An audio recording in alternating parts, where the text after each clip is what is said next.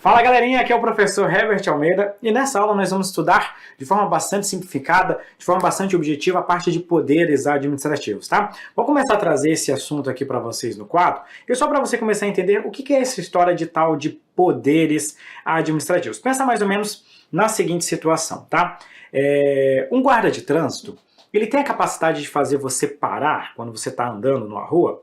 Tem.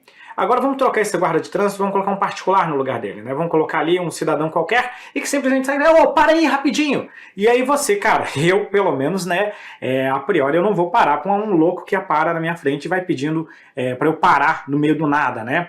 Não é uma situação de prestação de socorro, não é nada, o cara vai lá e pede para eu parar. Pô, eu vou desviar e vou seguir, tocar à frente. Agora se for um guarda de trânsito eu tenho que parar. Qual que é a diferença? A diferença é que o guarda de trânsito, ele goza de uma prerrogativa. O guarda de trânsito, ele goza de um poder especial. Esse poder especial, quem tem é o Estado. E o Estado goza dessas prerrogativas justamente para poder defender, valer o interesse da coletividade. Então, na hora que a gente vai definir aqui os tais dos poderes administrativos, eu já começo de cara trazendo para vocês o seguinte, você pode anotar aí junto comigo. Nós entendemos que os poderes administrativos são prerrogativas, né? Ou seja, poderes. Quando eu falo de prerrogativas, entenda como poderes especiais.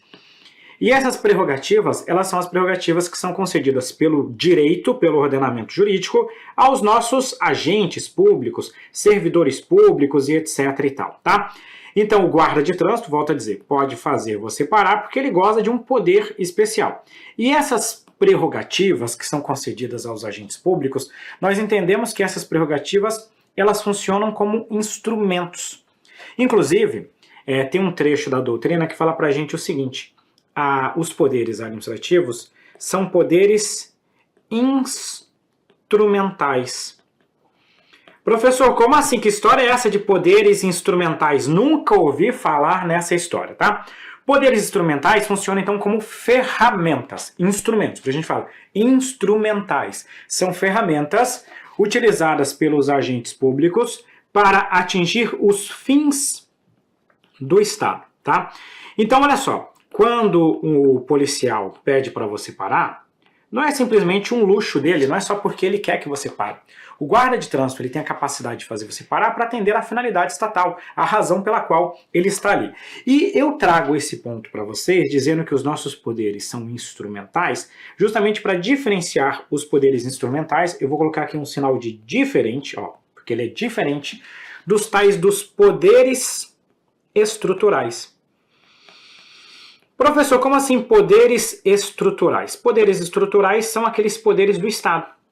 Poder executivo, poder legislativo e poder judiciário. Então, poder executivo, legislativo e judiciário não se confundem com os poderes administrativos. Porque poder administrativo é uma ferramenta, é um instrumento que o agente público tem para defender o interesse da coletividade. E os poderes estruturais tratam da estrutura do Estado. Executivo, legislativo e judiciário. Então, são duas coisas diferentes, portanto.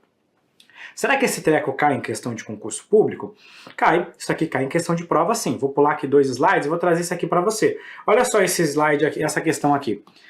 Os poderes administrativos são instrumentais, sendo utilizados pela administração pública para cumprir as suas finalidades. Então veja que nós temos duas expressões que nós utilizamos aqui ao longo da nossa aula. Primeiro que eles são ferramentas, são instrumentos, e servem pelos agentes públicos, pela administração pública, para atender aos fins do Estado. Consequentemente, olha como fica fácil depois que a gente já trabalha o assunto, né? Consequentemente, essa questão está certíssima.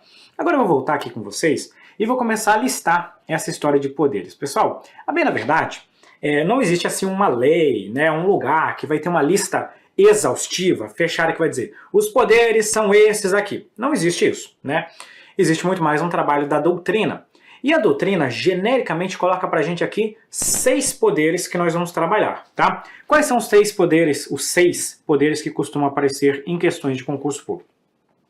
O primeiro desses poderes, ele é chamado de poder vinculado. Daqui a pouco eu vou falar um pouquinho mais, até fazer uma crítica sobre a expressão poder vinculado. Basicamente, o poder vinculado acontece quando a administração pública está diante de uma situação em que há uma única solução. Quando eu falo única solução, eu estou dizendo que a lei, o ordenamento jurídico, dá uma única saída para o agente público, de tal forma que ele vai ter que tomar aquela decisão exatamente como prevê a lei. Eu gosto de pegar como exemplo a licença paternidade. A licença paternidade é um direito do servidor público quando nasce o filho dele. Toma cuidado, eu vou colocar aqui o prazo que está literal na Lei 812. Eu sei que quando você estuda o Estatuto dos Servidores, nós temos algumas regrinhas extras. Mas lá na Lei 812 tem um prazo de 5 dias corridos. Nasceu o filho, você ganha 5 dias corridos. Nem mais, nem menos. E a autoridade não tem nenhuma margem de liberdade. Estamos diante, então, do poder vinculado. Então, que simplesmente você verifica se a situação está de acordo com a lei e aplica exatamente aquilo que está na lei sem qualquer margem de liberdade. Além do poder vinculado, nós temos um segundo poder, que, digamos assim, entre aspas, seria o oposto do poder vinculado, que é o que nós vamos chamar de poder discricionário. O poder discricionário é aplicado pela administração pública, pelo agente público, quando existe uma margem de liberdade. Nós chamamos essa margem de liberdade de mérito. Também é comum se falar em juízo de conveniência e oportunidade. Oportunamente a gente vai estudar um pouquinho mais essa questão do poder discricionário. O terceiro poder que a gente vai colocar aqui, eu estou fazendo mais ou menos um jogo de cores aqui, porque vai nos ajudar depois a diferenciar cada um deles. É o que nós chamamos de poder hierárquico, tá? Poder hierárquico. Pessoal, eu sempre falo para você o seguinte, se você está estudando para concurso público, porque você está de saco cheio com seu chefe, você não aguenta mais olhar aquela figura, e você fala, vou estudar para concurso público porque lá no serviço público eu não vou ter chefe, você está bem enganado, tá?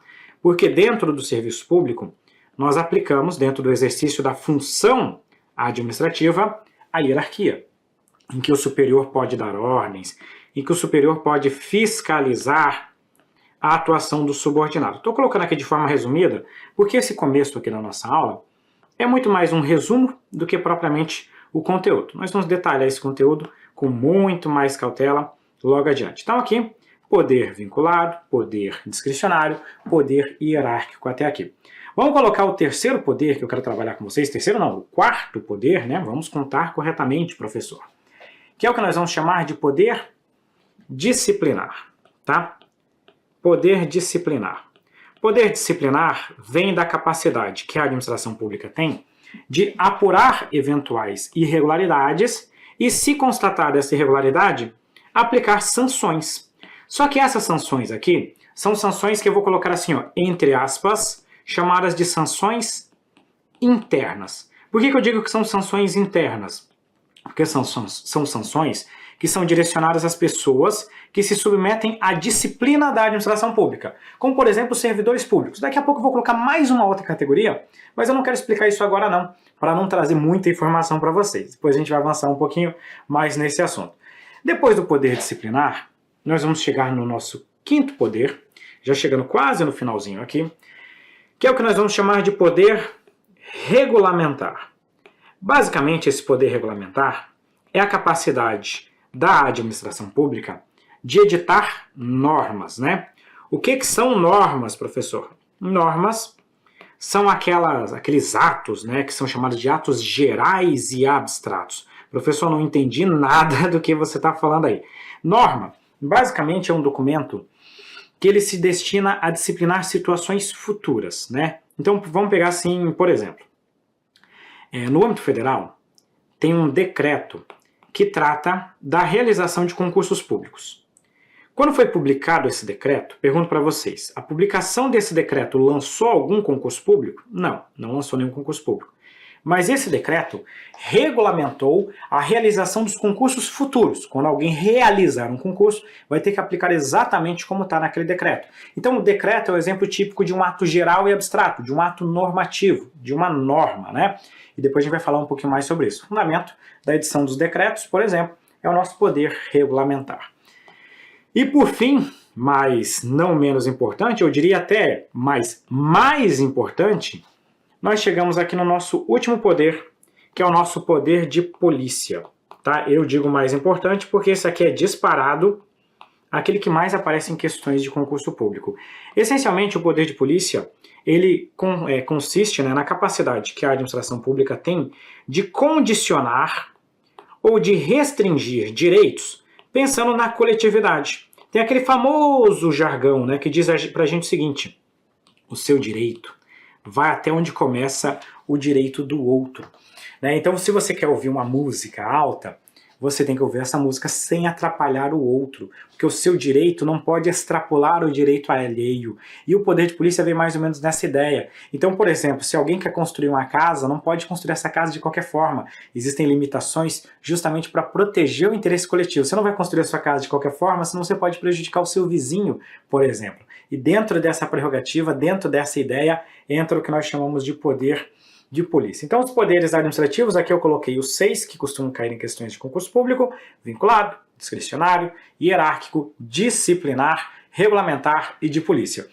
Às vezes a gente vê a doutrina, né, ou outros contextos utilizando outros poderes, tipo poder de autotutela, poder de revisão e etc e tal, mas sempre a gente consegue entender o que são essas palavras, tipo autotutela é a capacidade da administração de rever os seus próprios atos. Então, se aparecer uma questão de prova de falar de poder de autotutela, você já sabe o que é.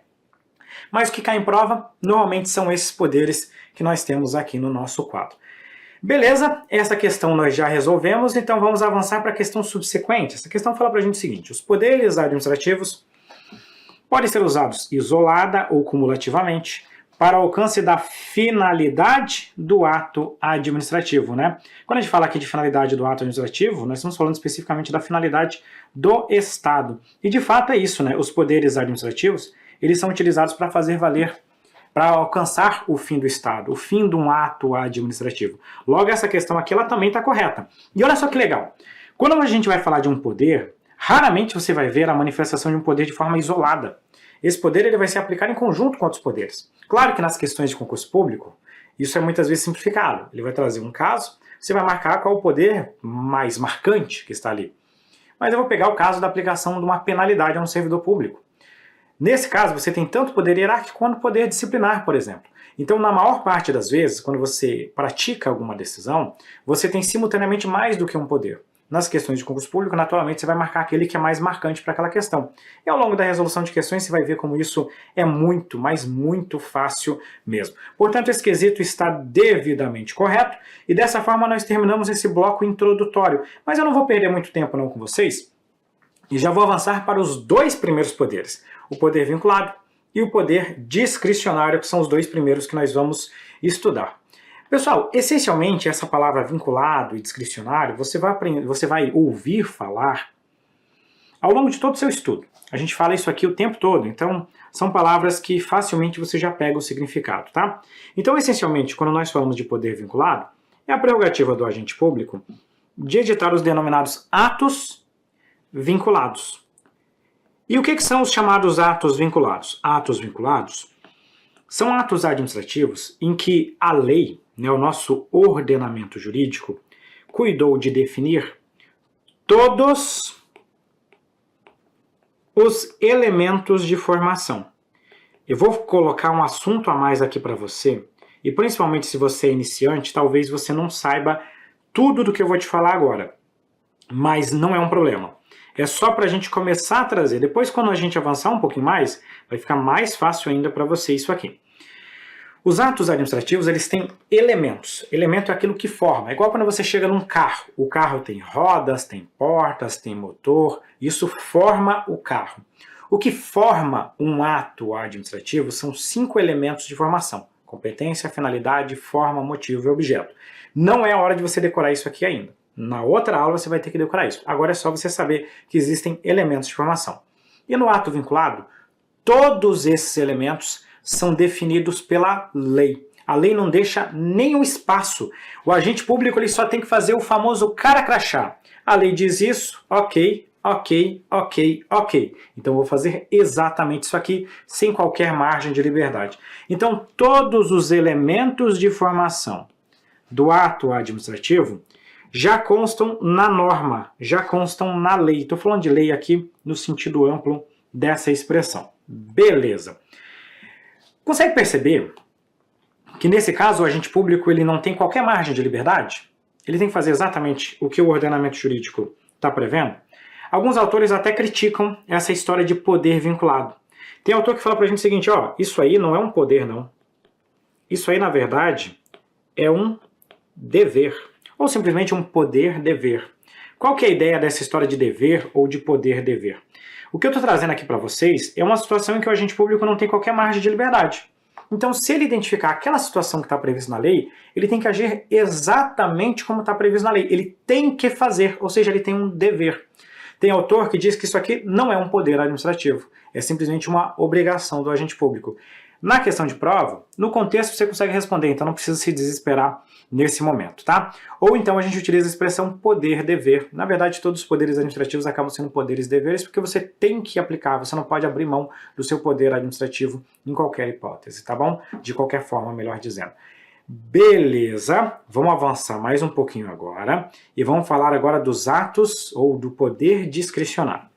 Primeiro começando aqui na base. Quando nós falamos de poder discricionário, o poder discricionário representa a prerrogativa que a administração pública tem para editar os atos administrativos discricionários. E o que são esses tais de atos administrativos discricionários? Atos administrativos discricionários são aqueles editados quando existe o que nós chamamos de conveniência e oportunidade. Professor, como assim conveniência e oportunidade? Conveniência e oportunidade é o que nós chamamos de juízo de mérito. Quando isso aqui acontece, significa que a autoridade pública ela vai avaliar a situação e vai tomar aquela decisão que, dentro dos limites da lei, segundo a autoridade, melhor atendem ao interesse coletivo. Então vamos pensar mais ou menos na seguinte situação. Vem uma lei e pega e fala pra gente assim, ó, a autoridade pública, se essa infração for cometida, você poderá aplicar uma multa. E essa multa, ela pode variar de 100 a 10 mil reais. De forma assim, bem genérica, porque ainda a gente teria que observar também o princípio da proporcionalidade, da razoabilidade e tal. Mas de forma genérica, o mérito da autoridade pública, o juízo de conveniência e oportunidade, estaria dentro desse limite. Claro, observando ainda as regras de razoabilidade e de proporcionalidade. Então, essencialmente, é isso aqui que a gente fala de juízo de conveniência e oportunidade. Outra coisa, tem a licença para tratar de assuntos particulares. Essa licença é uma licença discricionária, prevista na Lei 812. Eu vou lá e peço uma licença para tratar de assuntos particulares. O meu chefe vai analisar o seguinte, é conveniente conceder essa licença para o Herbert? Conveniente no seguinte sentido, será que isso aqui atende ao interesse público? É bom, é conveniente para a administração conceder? Não, calma aí, o Herbert, ele faz um tipo de trabalho aqui que no nosso setor só ele sabe fazer. Então não é conveniente conceder a licença para tratar de assuntos particulares para o Herbert. Então, não vamos conceder. Ou outro ponto. Poxa vida, mas bem agora, cara, nesse mês vai ter o fechamento da prestação de contas, a gente está precisando para você. Nesta oportunidade, ou seja, neste momento, não é interessante conceder essa licença. Talvez numa outra oportunidade. É isso que a autoridade pública vai fazer. Existe aqui, na discricionariedade, e é bem importante você ficar atento, que vai existir o que nós vamos chamar de liberdade limitada. Professor, como assim liberdade limitada? Pessoal, já guarda isso porque isso aqui é importante. Uma autoridade pública, ela nunca terá 100% de liberdade. Por que ela nunca terá 100% de liberdade? Porque nós sempre teremos balizas. Aqui no meu exemplo eu coloquei um limite mínimo e um limite máximo, por isso que é uma liberdade limitada. Eu tenho que olhar qual é o limite que a lei definiu, eu tenho que olhar a razoabilidade para verificar se não houve um exagero, um excesso por parte do agente público. Nós temos que olhar se a autoridade tem competência para aplicar aquele ato, entre outras condições. Então nunca haverá uma liberdade absoluta, é uma liberdade condicionada dentro dos limites legais. Por fim, para a gente fechar aqui a parte do nosso poder discricionário, é importante colocar um ponto aqui para vocês, que às vezes a galera confunde. Mesmo se tratando de um poder discricionário, esse ato estará sujeito ao controle judicial ou jurisdicional. Ah, professor, eu ouvi dizer que o mérito do ato administrativo não pode ser controlado pelo poder judiciário. Então isso aqui não estaria errado? Galera, olha só, não confunda o ato discricionário com o mérito. Ato discricionário é aquele que tem mérito. Mas existem outros pontos do ato que a gente pode considerar, que a gente pode analisar. Pensa comigo no seguinte. Vamos pegar assim, uma lei que diga que você possa aplicar uma suspensão ao servidor de até 90 dias. Até 90 dias significa que esse ato é discricionário. Mas o servidor não cometeu qualquer irregularidade, e mesmo assim eu apliquei uma suspensão para ele. O ato é ilegal? É. Ele pode ser anulado pelo Poder Judiciário? Pode. O que o Poder Judiciário não poderia fazer é invadir o mérito desse ato, mas controlar esse ato ele pode fazê-lo sim. Portanto, conseguimos fechar a primeira parte aqui da diferença de poder vinculado e de poder discricionário. Deixa eu contar uma outra coisa para vocês. Eu falei anteriormente que o ato administrativo ele tem elementos de formação. Os elementos de formação dos atos administrativos, eles formam um mnemônico bem famosinho, né? Que é o com, fi, for, mob. O que é o com, fi, for, mob? Vem de competência, finalidade, forma, motivo e objeto. Esses são os elementos que formam o ato administrativo. Aqui embaixo, eu vou colocar as nossas duas categorias de atos administrativos quanto à liberdade. Nós temos os atos vinculados, ou seja, aqueles em que você não tem margem de liberdade, e nós vamos ter, por outro lado, os chamados atos discricionários. Nos atos discricionários, você tem uma margem de liberdade. Mas tem que tomar cuidado com a seguinte observação. Mesmo o ato sendo discricionário, alguns dos seus elementos já são definidos na lei. Porque lembra que eu falei, nunca existe uma liberdade absoluta?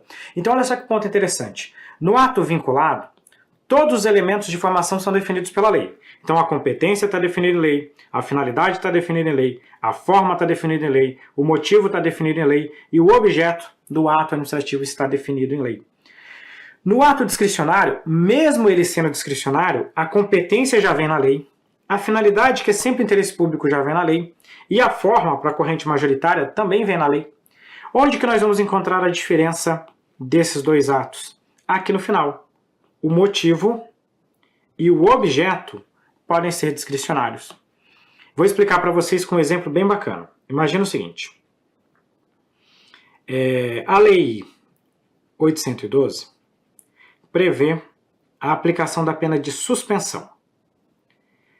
A pena de suspensão ela pode ser aplicada até o limite de 90 dias. Suspender um servidor por 90 dias é o objeto, é o conteúdo do ato administrativo. E para eu aplicar essa suspensão, eu tenho que olhar para qual infração que o servidor cometeu, ou seja, qual foi o motivo. Ele cometeu esta irregularidade que vai ensejar esta sanção. Eu vou fazer nesse ato que é discricionário, eu vou fazer a valoração do motivo da infração que ele cometeu para definir o objeto, ou seja, quantos dias de suspensão eu vou aplicar. Percebeu aí a jogada da discricionariedade do ato administrativo? Agora, quem tem competência para aplicar esse ato, a lei já definiu. Qual que é o motivo, qual que é o propósito desse ato, a finalidade? É atender o interesse público. Qual que é a forma? Provavelmente a lei vai dizer, vai ser um decreto, uma portaria, assim sucessivamente, tá bom?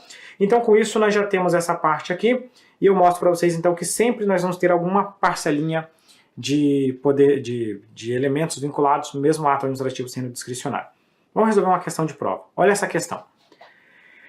O juízo de conveniência, falou em conveniência e oportunidade, você já tem que marcar, já saber de cara que eu estou falando do mérito. E quando nós falamos de mérito, qual que é o poder administrativo que está envolvido aqui? Falou em mérito, nós estamos falando do poder discricionário, tá bom? Decorre do exercício do poder, letra A, B, C, aqui discricionário, gabarito letra C. Poder regulamentar e editar normas, nós vamos ver adiante. Poder de polícia, condicionar e restringir direitos. Toma cuidado porque um dos atributos do poder de polícia, que nós vamos ver lá na frente no finalzinho da nossa aula, é justamente a discricionariedade. Mas lembra que eu falei, você tem que marcar o ponto central da questão, que não é o poder de polícia que tem aqui nesse momento, tá? Disciplinar, aplicar penalidades, e normativo é como se fosse uma variação do regulamentar, que depois nós vamos explicar também como é que funciona. Então, gabarito letra C nesta questão. Com isso, nós fechamos esse bloco. No bloco inicial, nós falamos tanto do poder vinculado quanto do poder discricionário e ainda trouxemos uma noção geral sobre os poderes administrativos. Até daqui a pouco, que nós vamos continuar a nossa aula de hoje.